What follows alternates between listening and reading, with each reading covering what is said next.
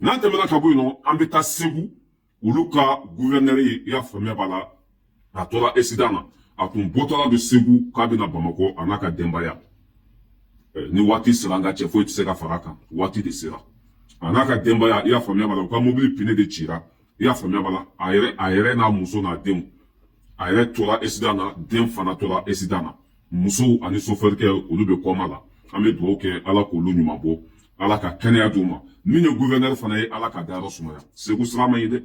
Segu sira depuis anw bɛ yen nɔ nka cɛ a bɛ ka joli min bɔ dan t'a la Segu sira man ɲi ni Asimi ninnu sera ka a kɛ komi Faransi ta in ka radariw bila yen mɔgɔw kana tɛmɛ hakɛ dɔ la ani fana ka zanzaramu kusew bila yen nɔ sinon a bɛ joli min bɔn Segu sira in bɛ joli min bɔn dan t'a la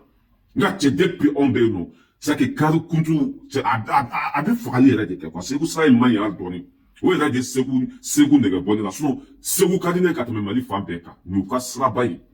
a bɛ ni kɛnɛ min karaba dan t'a la accident fɛn fɛn bɛ kɛ Mali kɔnɔ a fanba bɛɛ lajɛlen bɛ kɛ Segu sira de la a bɛ mɔgɔw faga sanga ni waati bɛɛ soit u ka radar bila yen ka comment ça s'appelle ka caméraw bila yen nɔ mobili kana tɛmɛ limite dɔ la quoi hali ni bɛ heure 5 de kɛ Bamakɔ ni Segu cɛ c'est à dire ka mobiliw sen sumaya a sira kan quoi sinon a bɛ ka mɔgɔw tɔɲɔ dɛ voilà n'an tɛmɛna ka bɔ yen nɔ an bɛ taa Mamadu Kasonke ale kumana mɔgɔ minnu y'an ka wariw suɲa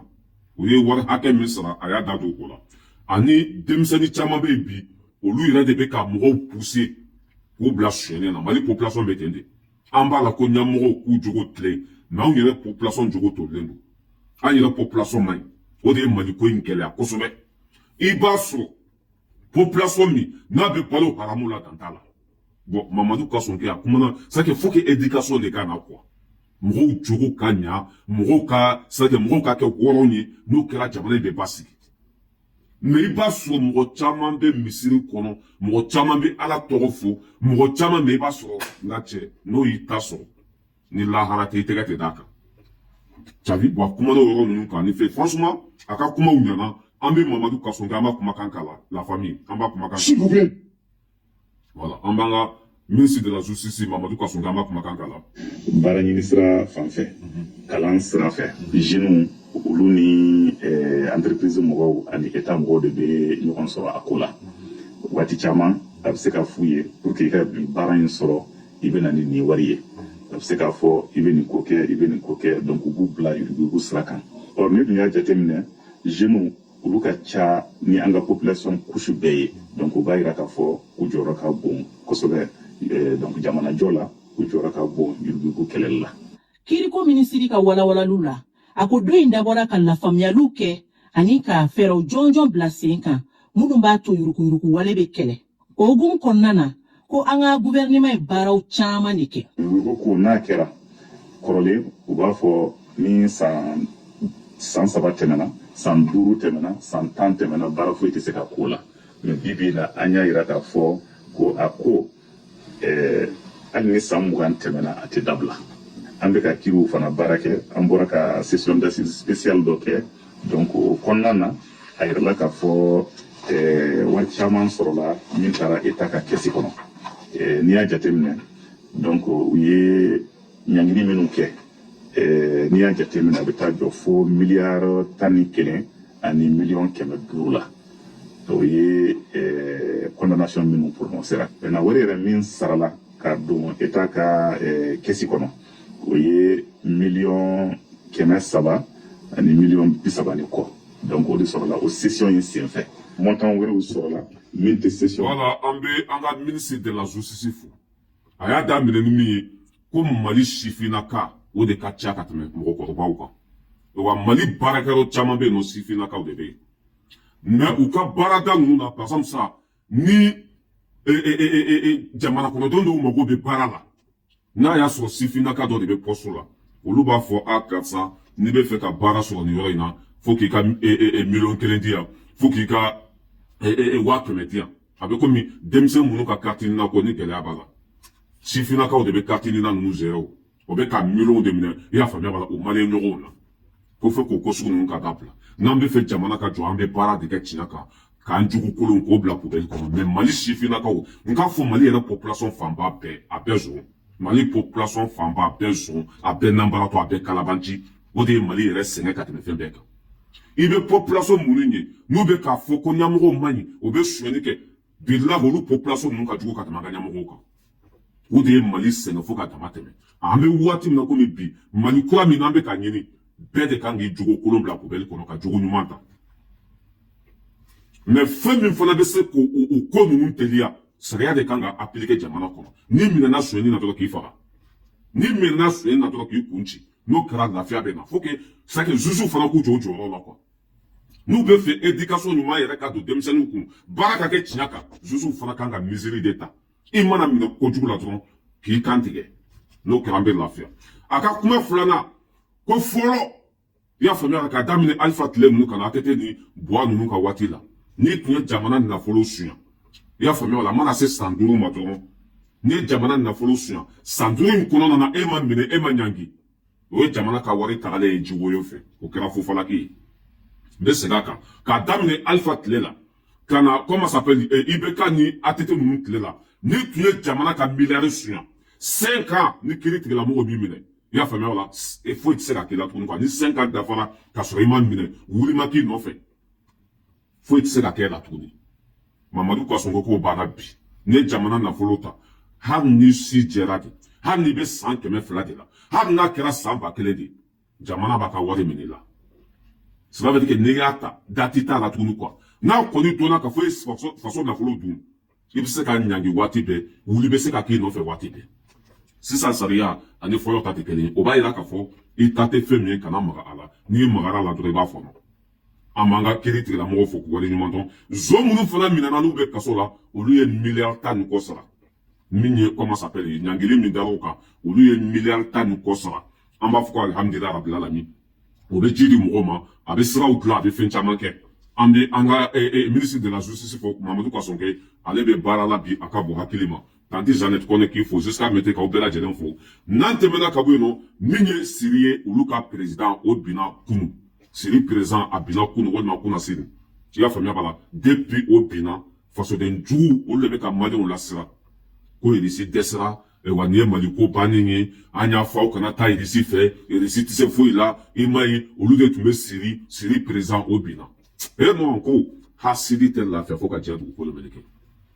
ne balimaw Siri président yɛrɛ de y'a fɔ Poutine k'ale tɛ se tuguni kɔ ko ala ye Siri kaw ta tiɲɛ de kama ale bɛ Siri t'u bolo n'a kɛra min ye i y'a faamuya wala a bɛ lakali ta o ko la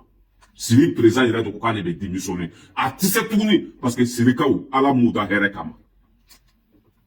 i y'a faamuya la parce que Siri population n'a sɔrɔsiw yɛrɛ de basa di janfa a ko k'a tɛ se ka to fanga la tuguni ale bɛ démissionner ani irisiw kaw bɛnna o de kan irisi kaw ko problème foyi t'a la i bɛ se k'i ka avion ta ka na anw ka so ka n'i reposer yen nɔ ka n'i ka diɲɛlatigɛ tɔ kɛ yen nɔ ko in passera tan de ma ye mɔgɔ ma sa kɛlɛ ma kɛ foyi ma kɛ cela veut dire que président yɛrɛ de ko k'a tɛ se tuguni aw kɛlen i y'a faamuya wala fasoden jugu b'a la Poutine dɛsɛra kɛlɛkɛminɛn t'a bolo tuguni sɔrɔdasi t'a bolo tuguni parce que a yɛrɛ n'i kɛra nin bɛ kɛlɛ la a fanga dɔgɔyara la pititi patata ni se tɛ Poutine a ye ta kɛ aw kana kilo dɔn mais aw kan ka bɔrɔ falen kɔni dɔn Américains dɛsɛra mɔgɔ min na diɲɛ bɛɛ dɛsɛra mɔgɔ min na a bɛna k'o dɛsɛra Poutine tɛna dɛsɛ fo ka diɲɛ dugukolo meleke kɛlɛkɛminɛn min b'a bolo a ɲɔgɔn tɛ jamana si bolo k'a fɔ bɛɛ ye ko fasoden jugu bɛ ka aw lasirani min kɛ tiɲɛ t'a la de fasoden jugu bɛ ka aw bagabagali min kɛ aw tɛgɛ di irisi ma irisi filɛ nin o dɛsɛra u bɛna Mali ci u bɛna Mali minɛ kɛlɛkɛminɛn tɛna feere Mali ma tuguni parce que Poutine ka kɛlɛkɛminɛn banna a ka sɔrɔdasiw bɛna bɔ Mali kɔnɔ parce que se t'a ye tuguni a bɛɛ nkalonfin min ye Siri ka ko ye a passera nin cogo la Siri président yɛrɛ de ko k'ale b'a bila parce que ala ma Siri population ka hɛrɛ kama Siri population ni Libi population bɛɛ de kelen ye danga de b'u kɔ wa danga safinɛba de b'u kɔ i y'a faamuya wa n'a kɛra min ye a bɛ lakali ta ko la maa bɛ lafiya Sirikaw tɛ lafiya surtout ka taa terroriste de kɛ u ka jamana ɲɛmɔgɔ ye lafiya tɛ na ye o k'a fɔ bɛɛ ye Poutine ma dɛsɛ Siri kɔnɔ i y'a faamuya la wa Poutine tɛna dɛsɛ fo ka diɲɛ dugukolo meleke don o don barika de bɛ ka don Poutine na don o don a bɛ ka kɛlɛkɛminɛn kuraw dilan don o don i y'a faamuya bala ala bɛ ka bɔda dɔ kɛ Poutine ye bon ni fasoden jugu bɛ ka nisɔndiya i y'a faamuya k'a dɛsɛra irisi cela veut dire k'a bɛna dɛsɛ Mali fana kɔrɔ u bɛ ka nisɔndiya n'o ko sugu ninnu de quoi f'an ka segin Faransi ma dɛ parce que Poutine tɛ se olu y'a fɔ anw ye depuis longtemps Poutine Israël k'e t'as vu Poutine ma dɛsɛ dɛ u ka président yɛrɛ ko k'a sɛgɛnna parce que min ye comment s'appelle Sirikaw ye ala wuda ta tiɲɛ de kama ale bɛ jamana t'u bolo n'a kɛra min ye diɲɛ bɛɛ b'a lakali c'est ko in passera nin cogo de la k'a fɔ fasoden ɲuman bɛɛ ye Poutine tɛna bɔ Mali kɔnɔ fo ni Assimi yɛrɛ ko k'a ka bila Poutine tɛna dɛsɛ ka Mali dɛmɛ fo n'a yɛrɛ ko k'an bɛ se i y'a faamuya o la c'est tout va bien quoi au niveau des Russie Mali au niveau des Russie AES tout va bien min ye Siri ta ye a passera nin cogo de la i y'a faamuya o la un de foli mu don laban n'an tɛmɛna ka bɔ yen nɔ an bɛ taa Côte d'Ivoire kɔnɔ depuis INEFS mɔgɔw ko Abdoulaye Maïga ma ko an ka taa courant ɲini Ivoirien fɛ anw yɛrɛ y'an sen fa biribiri ka taa Côte d'Ivoire jamana kan an taara sɔrɔ dugu dɔw bɛ Côte d'Ivoire kɔnɔ courant tɛ yen an taara sɔrɔ quartier dɔw bɛ Côte d'Ivoire kɔnɔ courant bɛ tigɛ tile 2 i y'a faamuya courant tɛ na an y'an sen jɔ yɔrɔ caman de la ja courant ko gɛlɛya min bɛ Côte d'Ivoire hali a ɲɔgɔn tɛ Mali kɔnɔ an bɛ taa courant ta olu bolo cogo jumɛn an bɛ taa courant ta olu bolo cogo jumɛn o de la yanni ka